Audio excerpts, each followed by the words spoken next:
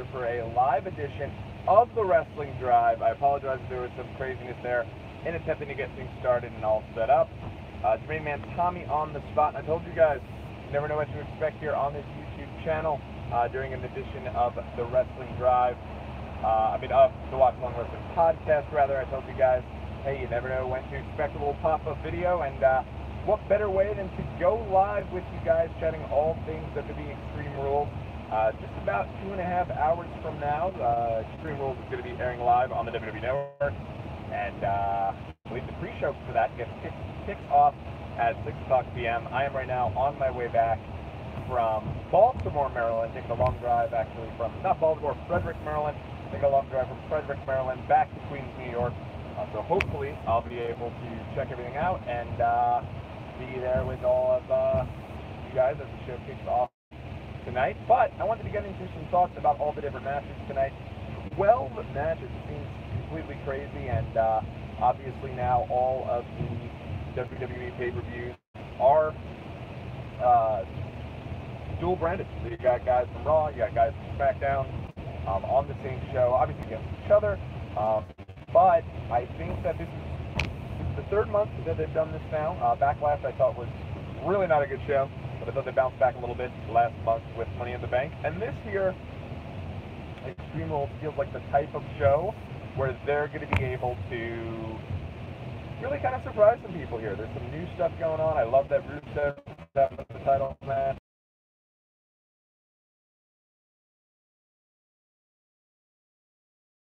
Popular. Will Collins and Ziggler, or if it's even match between Rusev, Raiders, that doesn't matter. I think all of them will get time, and I think it'll be kind of cool to watch out, vehicle stopped on shoulder ahead. Have all of the matches there, and as long as everyone gets time, it doesn't matter where on the card that they all fall. So let's take a look at the pre-show, because I'm starting there, because I do think that the pre-show this time around really means a little bit more than it usually does, because of the fact that you have two matches, and for those of you who do not know, it was just announced that Sin Cara will be going one-on-one with Andrade Cien Almas, a little rematch from their match on SmackDown Live, and I thought their match on SmackDown Live was great, and so I think if those guys continue to do what they do, there's no reason to believe they won't tear the house down if given a couple of minutes on the pre-show. But, I mean, this, and it's kind of the theme for the entire pre-show, I think having somebody like Cien Almas on the show itself makes things a little bit difficult to, he's somebody who they're building up, they're profiling, but when you have a dual-branded pay-per-view, not everyone can get on the show, so it's just, make sure you tune in, and you're there at 6 o'clock if you want to see those guys. But I will say those guys tore the house down on SmackDown Live. I expect nothing less this time around. I expect 100% that Cien Almas is going to get the win there. He's the guy that they're building up, but you know what, good on the show, and hopefully moving forward, we'll continue to be able to have something for Sin Cara, because I do think he's a marketable character, and hopefully they'll be able to do a little bit more with him. Apologize for this wicked sun glare, by the way, guys. Yikes. In any event, next up, you got the New Day going against State in a tables match. Something I really think would be kind of interesting about this, and this really is volume about the fact that they have watch out, vehicle stopped on shoulder ahead. Time to get everyone on the show. When you have this match on the pre-show, you have the New Day, definitely in your top 5 most pushed acts, at least on the SmackDown side of things, maybe in WWE in general. I mean, those guys do a lot of stuff at the Business Partners Summit, and we're pitched to be on the Nickelodeon Kids' Choice Awards coming up next year, so I think those guys definitely don't belong on the pre-show, and it's tough for Sanity to be on the pre-show too, because again, they just debuted, they've been doing their thing on SmackDown, and now they get a huge opportunity to go against the New Day match, no less, and despite all of that, they're on the pre-show, so that is definitely a bit of a detriment, but, as long as they're given time again, we all can't complain, but I will say, if they do continue to have matches like the two that they have now on the pre-show is pretty much see, so crazy stuff. In any event, this is a tough match, a tough one to call, because I can't see the New Day losing on the pre-show. But that being said, if you have Sanity lose, you're right there in the same position that you've been with a lot of these tag teams from NXT, your Ascension, even your Revival. I know they've had a little bit of injuries, so it's a little different. But by having these teams lose so fast, it makes the team very mediocre, and they fall right down the pipeline. So I'm going to go with Sanity. No confidence in this pick at all, though. I think it could certainly be a New Day. So we'll go from there. Next up is the main show, and it starts with Carmella defending the SmackDown Women's Championship against Asuka. Logic here would dictate that Asuka's got to get the belt here. I can't see how they're going to do another situation where Asuka doesn't beat Carmella and takes another loss to Carmella. I feel like that would really be a bit of a deficit towards Asuka, because you build her up as undefeated for so long. She doesn't get the match done against Charlotte, fine, but you don't want it to be a situation where, now that she's been defeated, she can be defeated all the time. That said, I don't see a title change here. It makes no sense to why WWE to bring back James Ellsworth just last month, just so that a month later they could have Carmella lose the title. I don't see it happening, and I really see that they're still doing the push here for Becky Lynch. I think Becky will get the championship match at SummerSlam, and she's been against Ellsworth for so long, so I do think it'll be Carmella and Ellsworth against Becky at SummerSlam. I expect Carmella to find some way to retain, and it'll be interesting to see how they do that. Keeping things on the women's side, the match I'm looking most forward to, and honestly, I thought this had a shot to main event, but what I do think they're going to do is they're going to main event with a women's match at a bigger show for the first time on well, not now for the first time. They've already done Hell in a Cell, so there's a chance this match will Hell in a Cell with Charlotte and Sasha was the main event of the pay-per-view. So I could definitely see this Extreme Rules match between Alexa Bliss and Nia Jax being last on the show, closing out the show tonight. I think there's one of 5 different matches that could do it, and I'll mention them as we get through. But I do think Alexa takes this match here today. There's obviously an added intrigue to the match because of the fact that Ronda is at ringside, but again, it doesn't make any sense of why you would back. And first time, Alexa Bliss and Ronda Rousey is money for SummerSlam. I think it's a huge match for SummerSlam. Very well can main event SummerSlam. So I think they'll find a way to keep the belt on Alexa, but it'll be interesting to see how they do that because of the fact that, Ronda's at ringside, Nia's Alexa, there's just so much going on there. So I'm not too sure, but I do think that they'll find a way to keep the belt on Alexa Bliss. Constable Baron Corbin going up against Finn Balor. Finn's got to take this here. I will say this match is kind of strange. It feels just weird, almost like it doesn't belong. You would almost think they could have done the tables match on the main show and maybe held off on Balor and Corbin. Don't need to put them on the pre-show. Hold them off for another month, maybe build them up for SummerSlam. It just doesn't feel like this show needs Corbin and Balor, and that the tables match for Extreme Rules would make more sense on the main card. That said, they do seem to be building up Constable Baron Corbin in his new Constable role. I just really would be surprised to see him beat Balor here. Finn Balor's my choice in that match. Next up, the B team of Curtis Axel and Bo Dallas going up against Broken Matt Hardy and Bray Wyatt for the WWE Tag Team Raw titles. And I don't see a title change here either. I wish I could give you guys some title changes, but you're not going to get too many of them. It's going to be tough because I just, as much as I like the B team, everybody who knows me knows I'm a huge Bo Dallas fan. I think Bo was great when he was in NXT. I thought he was great when he first came up to the main roster, and they've just never fully done anything with him. And they've certainly never done anything with Axel either, so I'd love to see them continue this, but not at the expense of Matt Hardy and Bray Wyatt. I think Matt and Bray retain the titles there, and hopefully they bring someone on the Raw side for these guys to feud with, because Raw is severely lacking. Everybody, looks like we got booted off there for a minute, but we're right back live where we left off, talking about Bray Wyatt and Broken Matt Hardy going up against the B team. I do expect them to keep the tag titles there. I think that there's just so much more you can do with Broken Matt and Bray Wyatt, and I think eventually building that team up for the eventual split where they'll pick up on their feud where they left off. But hopefully they move on to bigger and better things after this. The B team, I would love to sit here and tell you that I think they're going to have a bright future ahead of them, but I said we don't, and I'm not sure what they do with them moving forward. So it's unfortunate, but I do think Bray and Matt keep the tag titles. Keeping things on the tag team side of things now, we're going to move over to a match where I do see a title change, and that'll be the SmackDown tag team titles being defended against the Bludgeon Brothers defending the tag team titles against Team Hell No, the team of Daniel Bryan and Kane.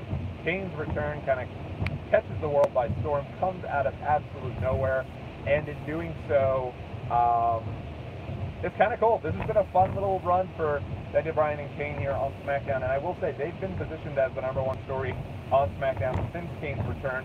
Would not shock me in the slightest if you had Kane and Daniel Bryan close the show. They've been a big part of the SmackDown brand, and I think moving forward they're going to do the same thing. The only thing I don't want, and I really don't want this, is for this to spin off with Team Hell No going against each other. There's no reason Daniel Bryan needs to be feuding with Kane. No problem with what they're doing right now. They want to bring back Team Hell No, have them as a kind of a push to act and somebody who they can go against, and continue to do this down the road until Daniel Bryan gets back into that world title picture at a different time.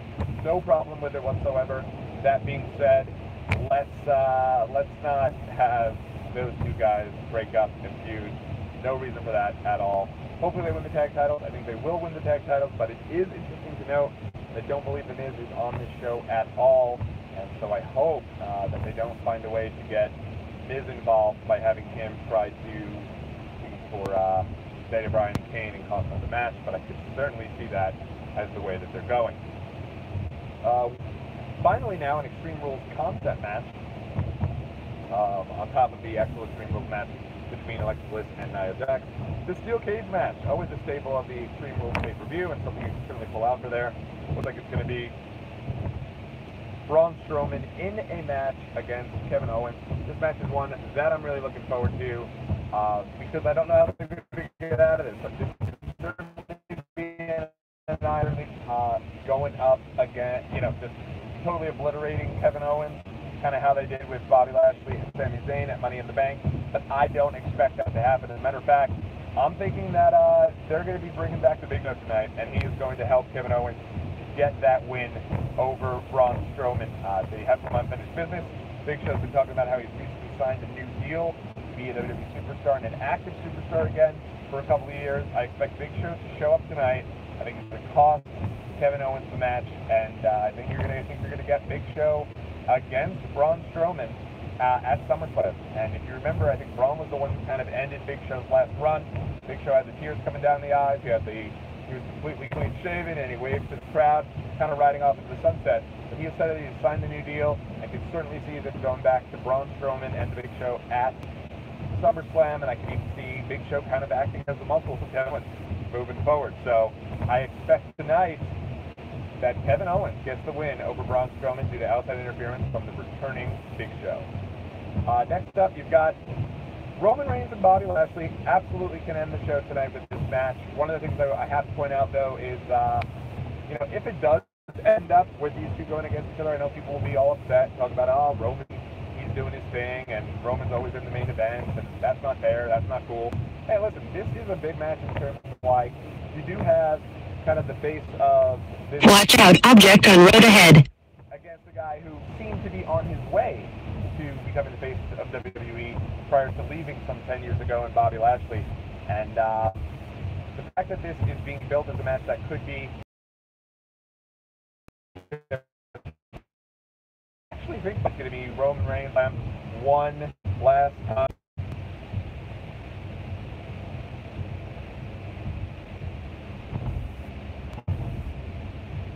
Alrighty there, I apologize, we had a mountain snag here on the road. But yes, I absolutely do think that Bobby Lashley is going to be defeating Roman Reigns tonight, and what a big win for him, and immediately will thrust him right into that kind of upper echelon of the Raw main event picture, and they can kind of recreate and reestablish a star in Bobby Lashley tonight.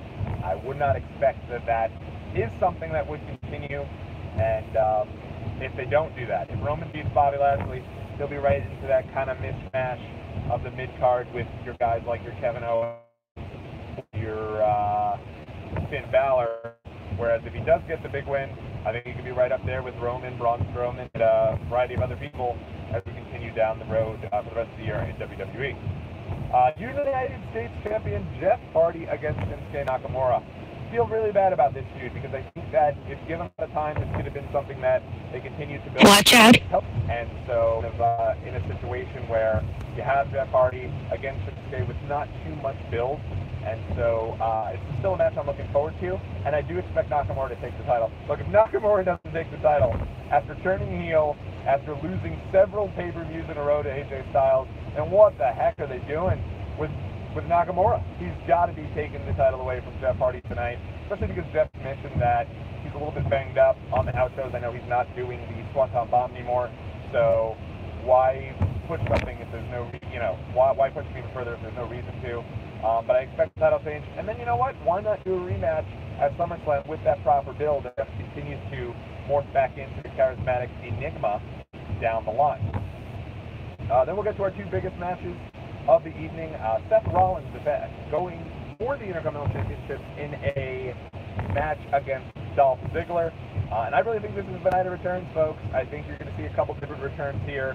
I think it's going to be the return of one Dean Ambrose in that match. Ambrose has been sidelined for a while, and I think that they've just kind of been building it up where Rollins has his hands full with both McIntyre and Ziggler. So why not bring out his tag partner, Dean Ambrose, to kind of even up the side and then kind of build up to that tag match between the two duos at SummerSlam. So I think that's what they're doing. They haven't done much with Seth Rollins in terms of him going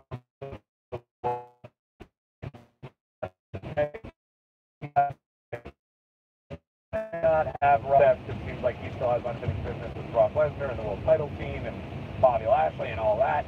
So Roman's doing his own thing. It would make more sense to have Dean Ambrose come back, bring him back tonight. He set up the tag match between the two teams down at SummerSlam. So, moving right along, then obviously the main event, Rusev Day going for the world title against AJ Styles. Something that when I first saw happen, I was super stoked for, and they've done a good job in reestablishing Rusev kind of as that, not the Bulgarian brute that he was when he first debuted, but they've done a really good job in kind of reestablishing Rusev at least as a viable challenger and as a heel. Do I think they go all the way with it? I don't. I don't think that's where they're going. I don't think Rusev's going to get the title tonight. I'd actually love to see it happen. I don't know that AJ needs the title any longer. He's had the title since Ginger's had the title. So he's almost had now a full year as WWE champion. But with that being said, I am transitioning